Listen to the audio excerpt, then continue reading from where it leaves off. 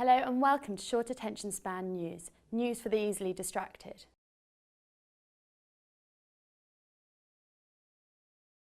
So, what's getting our attention today? With last year's numbers showing Kent's homeless population at more than 3,000, we're asking what's being done to help those vulnerable and in desperate need of somewhere to live. Also, helping the pooches that help our most marginalised. We meet today Dogs on the Street, the UK's first volunteering programme, supporting free vet care for those dogs on the streets. Homeless Cares Conference in Maidstone are discussing what is being done to help its local community. Our reporter has gone there to see what's happening and what's being done to support the community. October 10th was a significant day here in Kent, as a collection of local charities and council officials went to the Tudor Park Hotel in Bearsted for the Homeless Care Conference to discuss what they can do for the local homeless people in Kent. So I've come to the police headquarters in Maidstone to find out more. I'm here with Matthew Scott. So Matthew, what do you do? I'm Kent's Police and Crime Commissioner. What sort of issues do you face, like with mental health issues, when it comes to the homeless community? Well, in general, we have a substantial issue when it comes to the demand on policing. About 1/3 of all Kent police time is spent dealing with cases involving mental health, for example, and that will include some of our interactions with people who are sleeping rough. So police officers are trained with regards to how they can help people. They will signpost them to the different services that are on offer.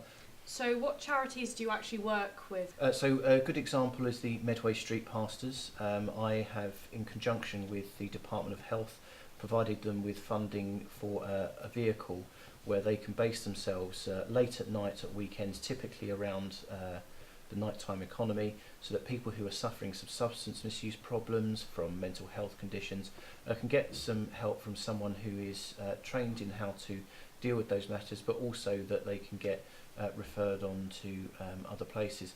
The Street Pastors are a great organisation, and I'm currently reviewing some other projects that people have asked me to provide funding for, which I'll do in due course. But there are others. The Dover Outreach Centre, for example, I've funded through my Mental Health and Policing Fund, the only one of its kind in the country, some money for the Outreach Centre to provide cognitive behavioural therapy for people who are sleeping rough, because often those people can't access services because the system itself sometimes discriminates against people who don't have somewhere to live, and it's just important we try and help those people may be victims of crime themselves, so it's important that we do everything we can to help them. So there's lots of different organisations. Yeah. Thank you very much. No, thank you. So I've had a really interesting day here at the police headquarters here in Kent, and also it was really insightful to talk to Matthew about the homeless issue right here on our doorstep.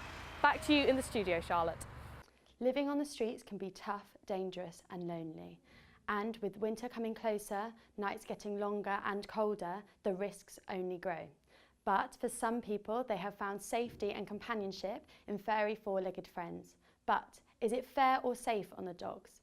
We speak to Dogs on the Street, a London-based charity who are providing free vet care for dogs. Hi, I'm Zach and I'm here with DOTS, Dogs on the Streets of London. This is... Hi, I'm Kim. I am the head trainer at DOTS. And what do you do as head trainer? So I assess the dogs to see how they're doing in their general everyday health.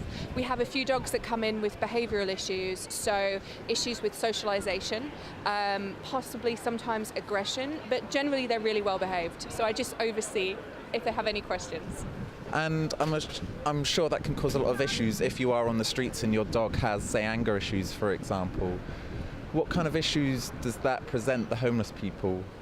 It can be really difficult. I will start off saying that I do find that most of the homeless dogs, the street dogs here that we see every week, are better behaved than my private clients most of the time, because they're well socialised, they're out and about all the time, meeting other people, being exposed to loud noises, that kind of things.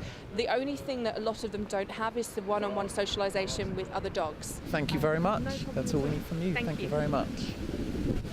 DOTS London is the first independent, voluntarily ran street project to protect, care and support street dogs in London boroughs. As awareness grew, more initiatives recognised the need for support with and donations for street dogs. Hi, I'm Michelle and I'm the director-founder of Dogs on the Street London. We provide grooming, so twice a month the grooming van comes along and they have hot bubble baths and nail clipping. And also we have a trainer that does all our resident training. How useful would you say dogs are for people living out on the streets? Oh, the dogs are just their life, it's their family, it's their children, it's the one loyal, trusting companion they actually have. The bond is, their love is so deep. I mean, I have 7 animals and my love for them is just, you know, as big as this world. But the depth of love that these guys and ladies have out here for their dogs is well, I can't even describe. Excellent. Thank you very much. That's okay. That's it from me. Back to the studio. With nights getting colder, things are getting tougher for many homeless people up and down the country. It can be a lonely time, but it can be made easier with help from the public. Food banks are an essential lifeline for many homeless people, and they wouldn't work without food and donations of blankets to support them. Links for all of our charities will be included. Thank you. We are Short Attention Span News. We hope we've managed to keep your attention. Thanks for watching.